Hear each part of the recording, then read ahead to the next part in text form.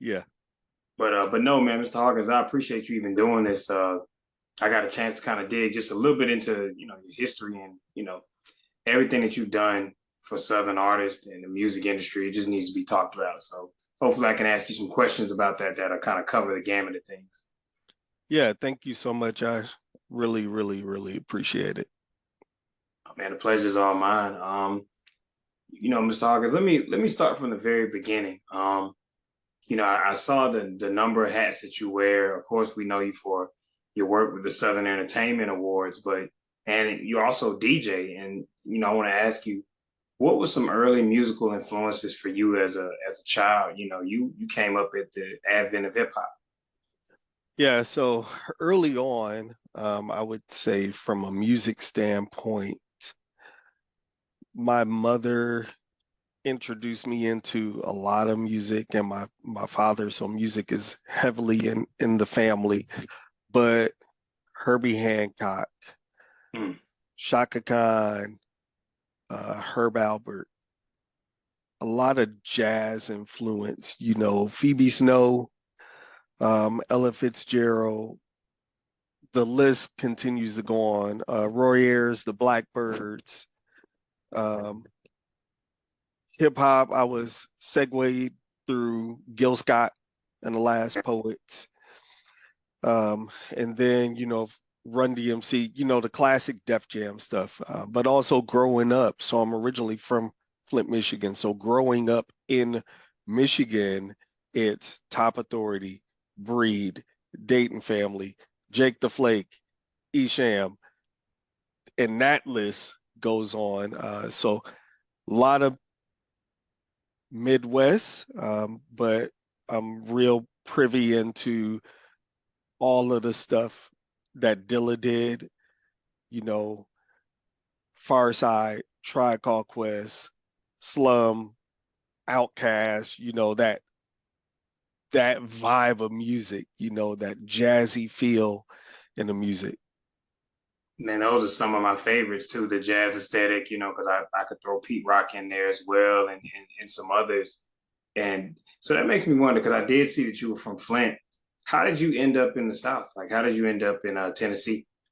Yeah, so I ended up in Tennessee. My father left Flint, Michigan to go to Tennessee or to come to Nashville to attend the seminary school. So that's how I got to Nashville, Tennessee, because my father lives here. So I left Flint, Michigan, um, came to Nashville, attended Tennessee State University, and have been in the South since the early 90s, I'll say. I get you. I get you. I saw that you went to, Tennessee State University, or you guys might call it the Tennessee State University. I don't want to be disrespectful as Yes, as a the HBC, only TSU. the only TSU. Ooh, the smoke is coming. So let me ask you, with your time at Tennessee State, how did it prepare you for the world, and what skills did you get from there to help you on your journey to starting Southern Entertainment Awards?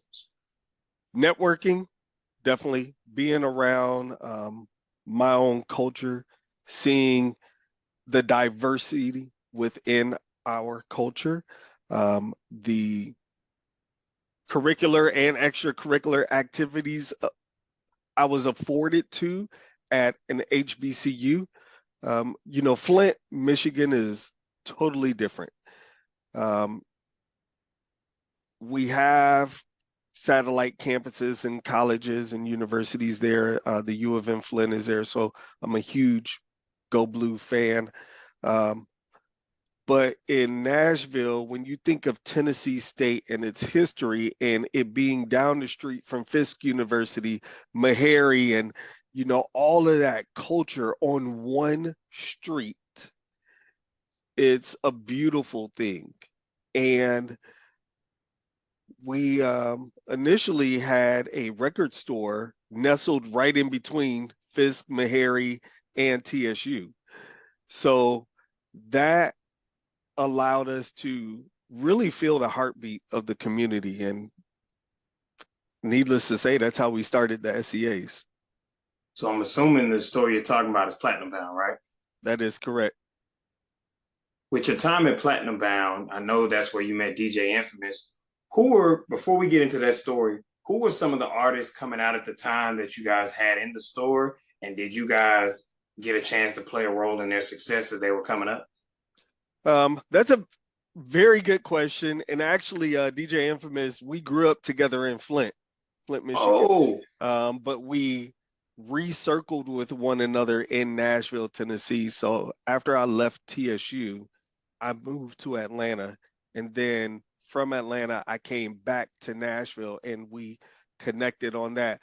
But artists that we had at the store around that time, aside from the Cash Money No Limit days, because those were heavy back then, oh man. um, All Star, uh, Playboy, Jelly Roll, Cruna, Paper, those were all local artists or Nashville bred artists.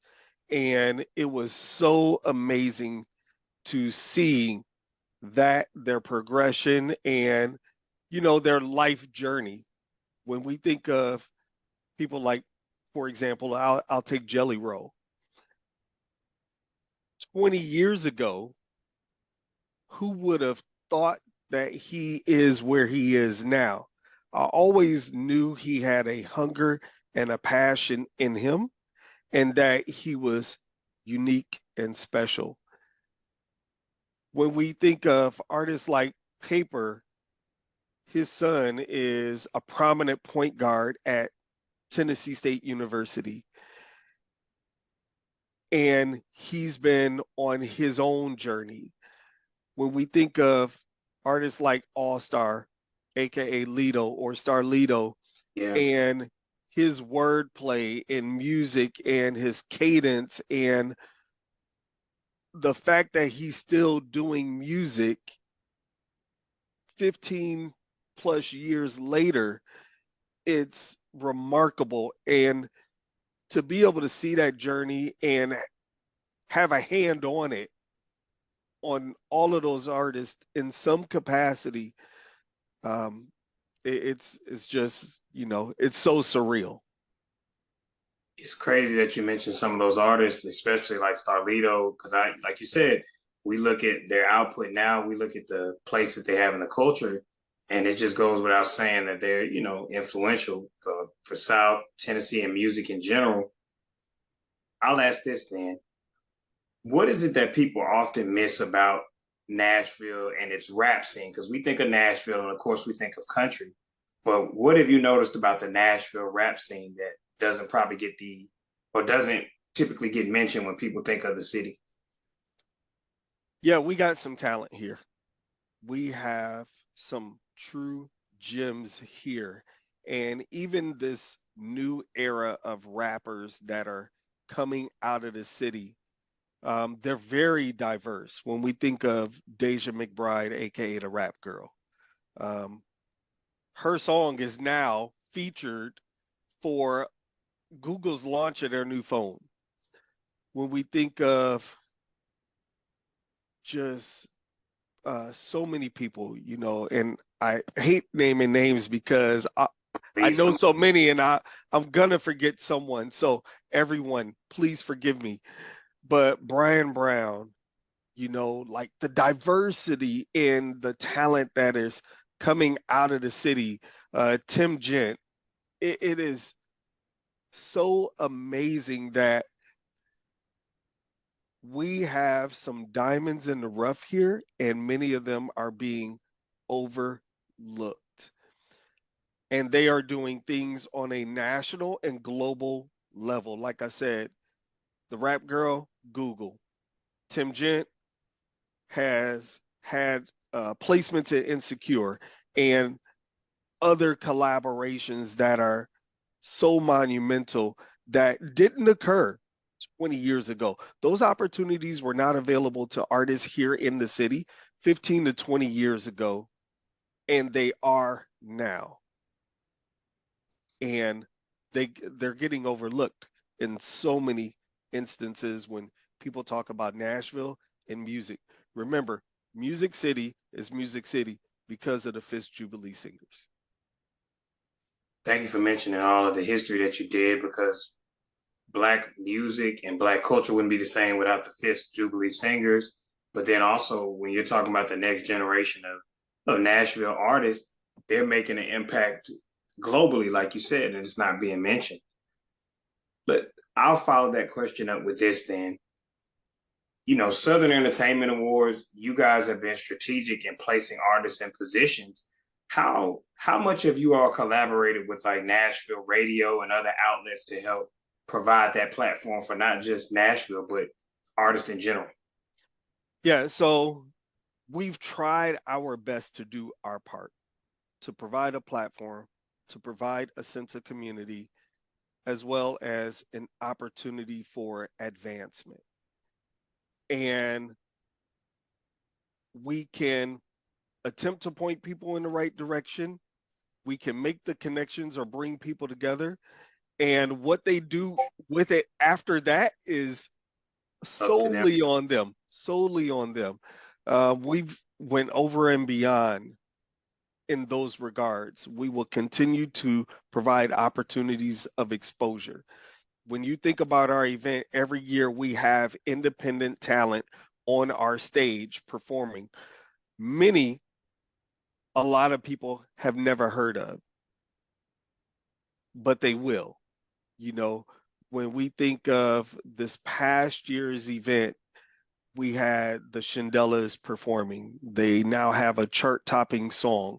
They are a very excellent group. We've had, and I just have to pull up the list. We had an artist out of Mississippi, and you know what? No one knew who he was. He goes by Take Flight, and but after people left the show, they're like, oh my God, they were singing this hook.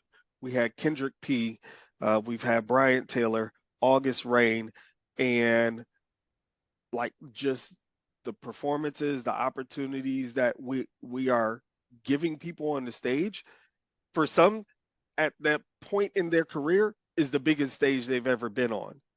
At that point, and they're going on to bigger and better things. When we think of Nicki Minaj and Gucci performing on stage at the Southern Entertainment Awards, Nicki had never been on a stage of that caliber performing at an award ceremony prior to the Southern Entertainment Awards. And that That's is fact. Man, that's amazing. You guys have been around, next year to be 21 years. And like you said, this is before anyone really knew a Nicki Minaj. What what made you guys decide to start the Southern Entertainment Awards? And when you guys started it, did you know that artists of the caliber of Nicki Minaj would come to the show? We started the event because there was a gap. And one of the most famous quotes in Southern music history is the South has something to say. Or And there were a few events out there at the time, but they did not acknowledge or focus on Southern music, entertainment, and culture from a DJ up perspective. So when we started our event, it was and is focused around the DJ and all of the things that they're involved in. You have DJs that are producers, graphic designers, photographers, in addition to DJing. And we wanted to be able to build an event that was focused around the DJ and different avenues that they touch or have an influence on. And it's grown from there. When we started it, did we feel that XYZ artists would show up? No, because we just build and they came, just like a quote from the Field of Dreams. So the first year, Yo Gotti, Pastor Troy.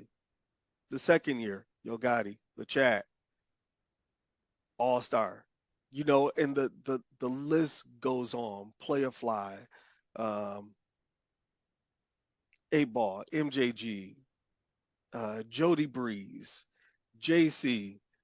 Gotti's been multiple times, Rudy Currents, um, and it Kia Shine, TMI Boys, the list just goes on, and it's a blessing. It really is, to be able to provide a platform for individuals who are focused on their craft, who want an opportunity to network and showcase their talent, or in some cases, for some people, our event gives people a reason to continue on in their careers. For some people, they may not have an opportunity greater than what we present to them, which is why we try to do it at the highest level possible. Thank you for that answer. And it's an understatement to say that you guys have done that. I looked at the interview and you guys mentioned, starting in Nashville and then eventually how the show moved to Mississippi and how that created a resort feeling and it kind of made artists feel welcome. It was kind of like an artist homecoming for them. Uh, Yeah, what it's are like some, a big family reunion for many. yeah. So what were some initial challenges that you all experienced in the beginning? We know some of the successes as far as, just providing that platform, but what were some of the challenges that you all experienced? I think some of the challenges still exist. We are um, an event. We have a strong uh, urban culture and following. That's what we're. That's what's ingrained into our system. And we've been blessed to have so many doors open, but a lot of times, one of the challenges is people wait to the last minute. One of the challenges after 2 decades of doing what we do, people are still hesitant to financially contribute to our event. Part of it is because maybe they've been burned by someone else or something else.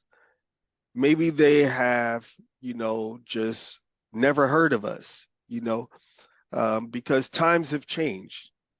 When we started, flyers was the key. There, MySpace was there. There was no Instagram, TikTok, Twitch. None of that existed 20 years ago. And a lot of times we're still having to prove and show ourselves, whether we've been around 2 decades or not. People are still, I don't know, and that's a challenge. It's a huge challenge and hurdle. Um, but every year someone says yes, and every year someone comes, and every year someone benefits. And that's the joy in it. We do our event because we love what we do. Mr. Hawkins, next year you all will be in Atlanta. It's going to First be, time ever. yes, I promise I'll be there. And, I know it's going to be a large event. Can you give people an idea of what they can expect? Like for someone like me who this will be maybe my first time going? Yeah, so Atlanta is going to be bananas. For 20 years, we have been elsewhere: Nashville, Memphis, Biloxi, Tunica. You know, um, Atlanta is a very major city. A lot of people come in and come out. So, what they can expect is we'll have a welcome mixer on that Friday. Still working out venue location and everything like that. Saturday, we'll have a fashion show. We are looking to fuse fashion and film that day. So the fashion show um, event may kick off with a private screening of a film, and then lead into the fashion show. And then we'll conclude in the same building um, with a rooftop party. So it's an all in one. Um, Sunday will be the award ceremony. And due to the successful relationship that we have with and have built with City Winery this past year. We will be at City Winery next year in Atlanta at the Ponce Market. And it's a great thing. The venue's nationally known, the acoustics and sound in there are great. And what it does is it allows City Winery to see some of the talent that is on the stage. The talent that is on the stage at our event has the opportunity to book their own tour with City Winery Wow. post SEAs. And City Winery has 14 plus locations across the country. So that is one of the benefits of being a performing artist on the stage at the SEAs. I don't think I've ever heard of an opportunity that large for independent artists to network directly with like a city winery or a company of that magnitude. That's humongous. Yeah. Yeah, it's we're about providing opportunities for people. You know, if you're on top of your business, allow our connection to be your connection. Mr. Hawkins, I looked at the list of some of the artists that you had down. It's a combination of a blog era artist, it's a combination of trap artists. Some people I've had a chance to speak to, like your drummer boys or DJs like DJ Big V. What are some fond memories you have maybe of meeting artists as they were on their ascent during the Southern Entertainment Awards?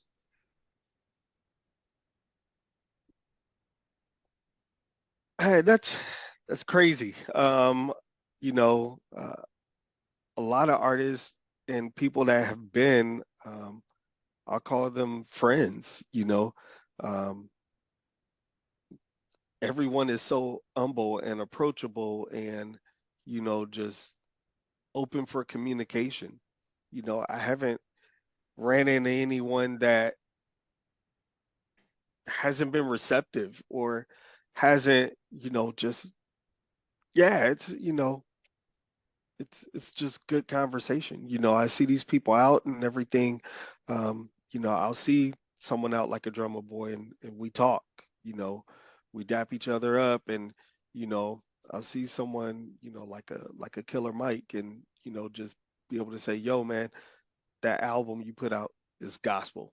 Fantastic job. And it's not like on some Hollywood type stuff. It's just, at the end of the day, we're all people, you know, more, yeah, we're just human. And so many people want to be treated as such. Thank you, Mr. Hawkins. I understand what you're saying with that. It's you guys were working together, and when you see them, it's just a sign of the work that you all put in, and it's a Yeah. mutual with each other. Yeah. Sometimes, people pop up at the show, like a lot of like Nikki, we didn't know Nikki was coming. Gucci, I talked to Deb like a day before and she said, hey, we're driving down. And they were coming from like Wisconsin or something like that, Uh, and they had to get back to the South. So like, we're gonna come. Some of these things are last minute, but I think this is why for some people that will be listening or reading this is why it's important that you answer your phone, that you reply to emails, that you don't change your phone number every 2 months, that you check your voicemails because you never know. You may miss the opportunity that you were looking for. And don't allow the glitter and glam to cloud your vision. Wise words. Mr. Hawkins, you've talked about it in interviews, the importance of networking for people that are going to attend, Southern Entertainment Awards. This is just basically the golden chance for them to connect with not only just artists, but journalists and everyone else too, right? Yes, it is. As of right now, and we are, what, 6, 7 months out, there's over Yes. 20 media outlets already registered for the event. Artists I've already spoken to, are coming, they're showing up, and they're very personable. Like, like an artist like Scotty ATL. He's been on that indie journey. And this past year, he hit me up. He's like, "Yo, man, my girl and I were coming." You know, and I was like, "All right, cool." It's like that easy. And the same way that conversation goes is the same way you can have that conversation with someone at the event. Like, Hmm. we all know what we are here for. Those that are in attendance, they're ready to network. If you're coming, you just gotta approach someone. And again, we put all the eggs in one basket. All you gotta do is pick one. Talk to someone. Mr. Hawkins, I was looking at your bio and I saw some of the other hats you wear. Could you provide a little insight on it says you're a music supervisor for I believe it's a media company.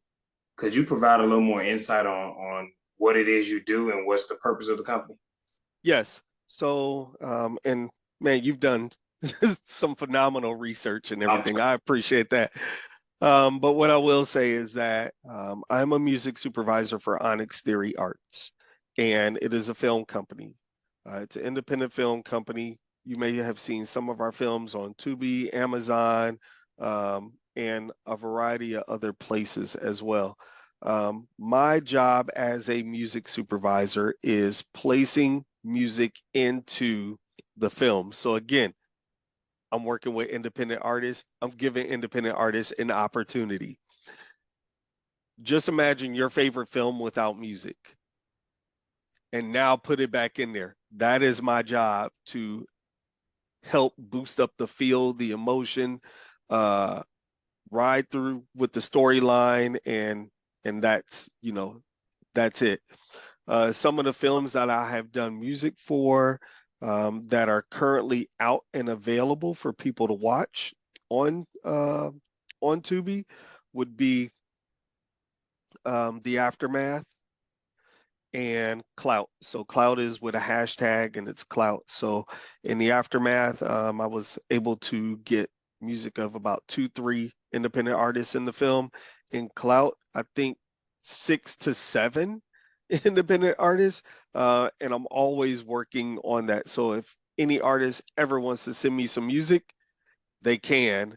Um, at that email, which is otasubmissions@gmail.com. So I take music every day. I listen to music every single day.